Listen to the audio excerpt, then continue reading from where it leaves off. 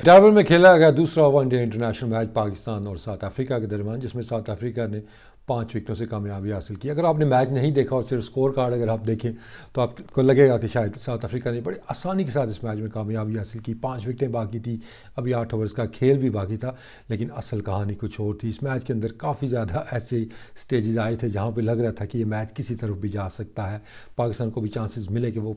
Match को जीत सकते थे,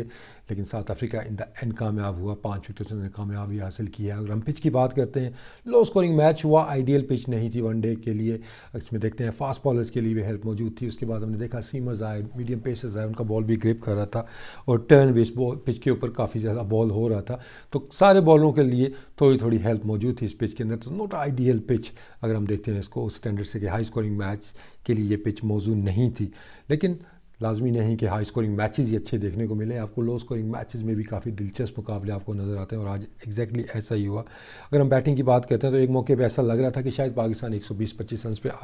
ऑल टीम आउट हो जाएगी। 112 रन पे 8 विकेटें गिर चुकी थी पाकिस्तान की, लेकिन उसके बाद एक ज़बरदस्त पार्टनरशिप हमने देखी सरफराज अहमद और उनके बाद हमने देखा कि हसन अली, जिनसे आप एक्सपेक्ट नॉर्मली नहीं करते कि वो बैटिंग के अंदर इतनी ज़्यादा परफॉर्मेंस देंगे, आज उन्होंने फिर शो किया कि उनके अंदर बैटिंग का टैलेंट मौजूद है। इससे पहले वो ग्लिम्प्स दिखा चुके हैं अपनी बैटिंग की, कभी एक अच्छा छक्का उन्होंने मार दिया, 2-3 अच्छी बाउंड्रीज उन्होंने मारी, लेकिन आज उन्होंने मुकम्मल एक इनिंग्स के लिए ज़बरदस्त हिटिंग उन्होंने की और बेहतर टेक्निक भी उन्होंने शो की है।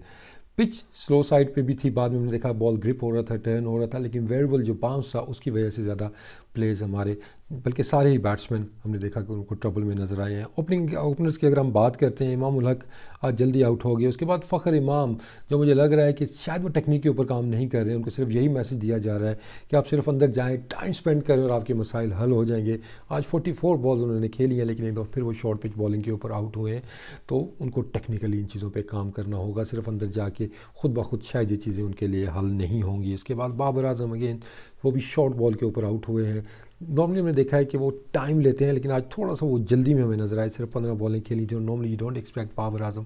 कि वो ऐसे स्ट्रोक्स अर्ली ऑन अपनी इनिंग्स के अंदर खेलते हैं। नॉर्मली वो टाइम लेते हैं, लेकिन मे भी शायद उनके जहन में होगा जो साउथ अफ्रीका ने बैटिंग की थी पिछले मैच के अंदर, 266 रन बनाए थे 2 विकेटों के नुकसान पर और बासानी वो मैच इन द एंड हार गए थे, तो शायद हमारे बैट्समैनों के जहन में ये भी हो था कि हमें बेहतर स्ट्राइक राइट के साथ खेलना होगा। उसके बाद हफीज़ आए, थोड़ा सा ऑन दी अप खेल के आते ही टाइम नहीं लिया, पिच को रीड नहीं किया, वो ले आउट हुए। उसके बाद शुएब मलिक भी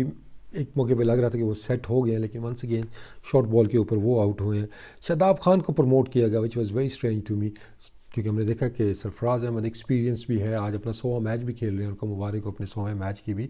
लेकिन आज वो 8 नंबर पे बैटिंग करने हैं और शादाब खान को उन्होंने प्रमोट किया है। हालांकि बेहतर फॉर्म में हमें नज़र आए हैं। अगर हम सरफराज की बात करते हैं कि टेस्ट मैचेस में भी आखिर में उन्होंने कंट्रीब्यूट किए, रन्स बनाए हैं, तो आज शायद उनको खुद ऊपर आना चाहिए था। उसके बाद हुसैन तलत डेब्यू किया उन्होंने वनडे में 7वें नंबर के ऊपर। I am still not sure कि 7वें नंबर पर या 6ठे नंबर पर हुसैन तलत की जगह बन सकती है, लेट्स सी। उसके बाद देखा फ़हीम अशरफ, उनको भी काफ़ी मौके मिल चुके हैं बैटिंग में, लेकिन उसका कंसिस्टेंट परफॉर्मेंस उनसे नहीं आ रही है, तो थोड़ा सा उनको फोकस करना होगा अपनी बैटिंग के ऊपर भी, कि अगर वो बैटिंग अच्छी नहीं करेगी तो उनकी बॉलिंग भी,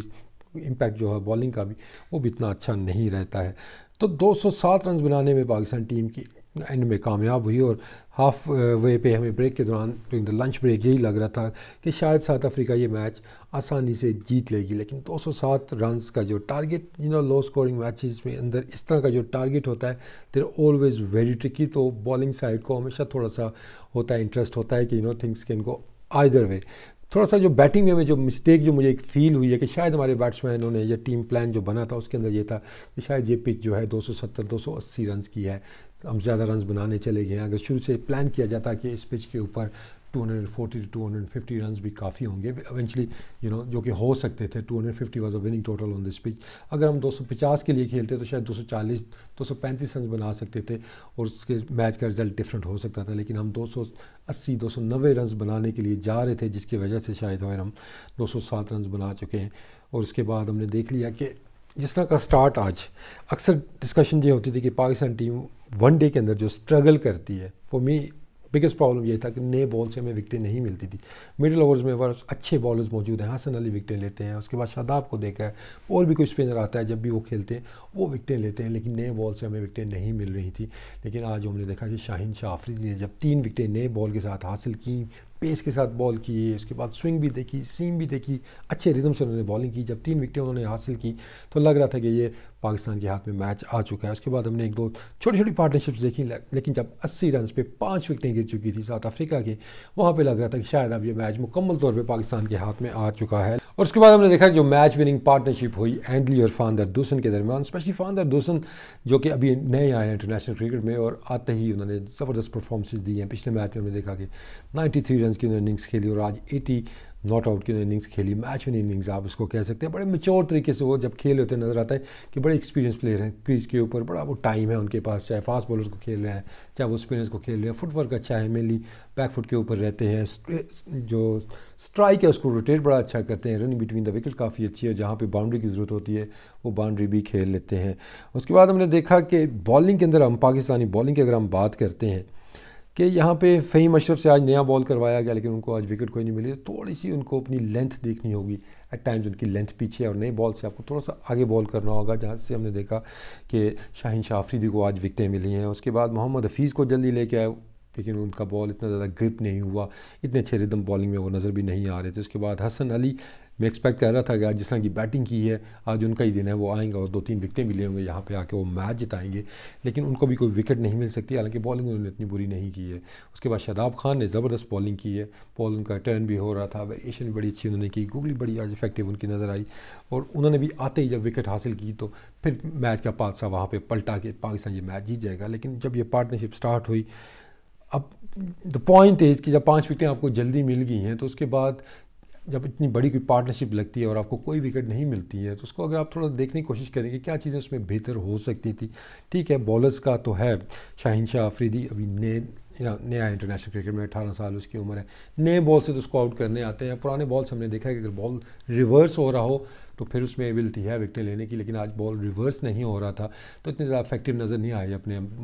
जो बाद में उन्होंने स्पेल किए हैं। तो ये चीज़ उनको सीखनी होगी कि मिडिल ऑफ द इनिंग्स जब आना है और टीम को एक विकेट की ज़रूरत है तो वहाँ भी उन्हें कैसे आउट करना है, कैसे प्लान करना है, अच्छे बाउंसेस करने हैं, यॉर्कर्स करने हैं, लेंथ बॉल करनी है या वेरिएशन करनी है, तो ये चीज़ें उनको सीखनी होंगी। और बाकी पुराने बॉल के साथ आज हसन अली को भी उस तरह की हेल्प नहीं मिली, नॉर्मली वो भी रिवर्स स्विंग बड़ा अच्छा करते हैं, लेकिन उनकी भी एट टाइम्स हमने देखा कि जो लाइन थी स्टम्प टू स्टम्प नहीं थी। नॉर्मली वो स्टम्प टू स्टम्प बॉलिंग करते हैं, चांसेस उसमें क्रिएट करते हैं,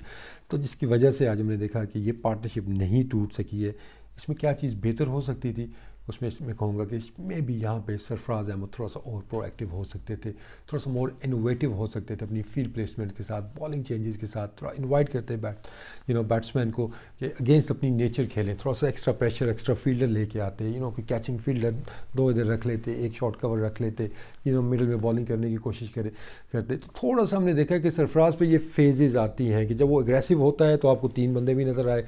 शादाब खान की बॉलिंग के ऊपर, लेकिन जब उनको लगता है कि शायद अब ये मैच, वो थोड़ा सा गिव अप शायद जल्दी कर देते हैं, और स्क्रीन पे ऐसा ही लग रहा है कि जब वो गिव अप जल्दी कर देते हैं उसके बाद वो ज़्यादा बॉदर नहीं करते हैं, बस वो मैच को चला रहे होते हैं। तो थोड़ी सी एफर्ट उनको मैं कहूँगा कि और करनी चाहिए, स्पेशली जब पार्टनरशिप लगी हुई है और आपको एक विकेट की ज़रूरत है, आपको पता है कि एक विकेट से आप पूरा मैच जीत सकते हैं, तो थोड़ा सा और इनोवेटिव होने की ज़रूरत है। अगर आपका जहन वहाँ पे शायद अगर नहीं अकेले चल रहा, गेट सम हेल्प, आपके पास सीनियर प्लेयर्स मौजूद है, वहाँ पे शुएब मलिक है, मोहम्मद हफीज़ है, डिस्कस सम आइडिया कि ये प्लेयर है, कहाँ पे अच्छा खेल रहा है, कहाँ पे ये फंस रहा है, किस बॉलर को यहाँ पे ट्राई करनी चाहिए। तो थोड़ा सा अगर प्रोएक्टिव होते, थोड़ी सी और कोशिश करते और एक विकेट मिल जाती तो यहाँ भी काफ़ी ज़्यादा रन्स पीछे पड़े थे, शायद ये पाकिस्तान मैच जीत सकता था। लेकिन क्रेडिट गोज़ टू बहुत बैट्समैन जिस मेच्योरिटी के साथ उन्होंने बैटिंग की है, अच्छा शुरू में सर्वाइव किया, उसके बाद जिस तरह की बाउंड्रीज भी उन्होंने खेली हैं और काफ़ी हमें पॉजिटिव दोनों बैट्समैन नज़र आए हैं, तो क्रेडिट देना होगा यहाँ पे। लेकिन ओवरऑल अगर हम देखते हैं तो दोनों टीमों के लिए ये मुश्किल मैच था। दोनों टीमों ने अच्छी क्रिकेट खेली, बुरी क्रिकेट भी खेली है साथ में, आप कह सकते हैं कि स्पेशली बैट्समैन ने कुछ स्ट्रोक्स ऐसे थे दोनों जानिब से,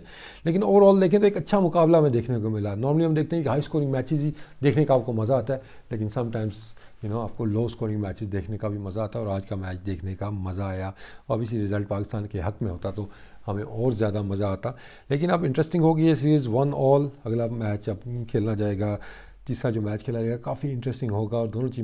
टीमें जो है काफ़ी इसमें ज़ोर लगाएंगी। लेकिन साउथ अफ्रीका को थोड़ा सा एज होगा कि अगर अगले मैच का जो पिच है उसके अंदर थोड़ी सी पेस एंड बाउंस हुई तो उनके बॉलर्स को भी सूट करेगी और उनके बैट्समैनों को भी सूट करेगी कि वो ज़रा बॉल बैट के ऊपर आता है तो बेहतर तरीके से अपने स्ट्रोक्स खेल सकते हैं, क्योंकि पहले दोनों मैचेस की पिचेस अगर हम देखते हैं तो थोड़ा सा वो पाकिस्तान टीम को सूट करती थी, बॉलिंग में भी और बैटिंग में भी। पहले मैच में हमने उसका फुल फ़ायदा उठाया, लेकिन आज शायद हम उसका उतना फ़ायदा नहीं उठा सके हैं। तो ओवरऑल बैटिंग में problem remains short pitch bowling का, कि बाउंसर्स के ऊपर हमारे बैट्समैन आउट भी हो रहे हैं और बाउंसर की वजह से आगे से भी आउट हो रहे हैं। तो इस पर हमारे बैटिंग कोच को काम करना होगा कि इस चीज़ पे हमने कैसे काबू पाना है, क्योंकि अगर आपके ज़हन में सिर्फ शॉर्ट पिच बॉल होगी तो फिर आपसे आगे वाला बॉल भी इतने अच्छे तरीके से नहीं खेला जाना है। अगले मैच में डेल स्टेन भी वापस आ रहे हैं, क्विंटन डी कॉक भी कम बैक करेंगे अगले मैच के अंदर, तो साउथ अफ्रीकन टीम और ज़्यादा स्ट्रॉन्ग होगी। इस मैच जीतने के बाद कॉन्फिडेंस लेवल भी उनका ऊपर चला गया होगा। लेकिन वाइट बॉल क्रिकेट है, यू नेवर नो, और पाकिस्तान टीम आपको हम सबको पता है कि वेरी अनप्रेडिक्टेबल है और अगले मैच में एक तगड़ा कम बैक कर सकती है, और मुझे अभी भी फीलिंग है कि पाकिस्तान ये सीरीज़ जीत सकता है।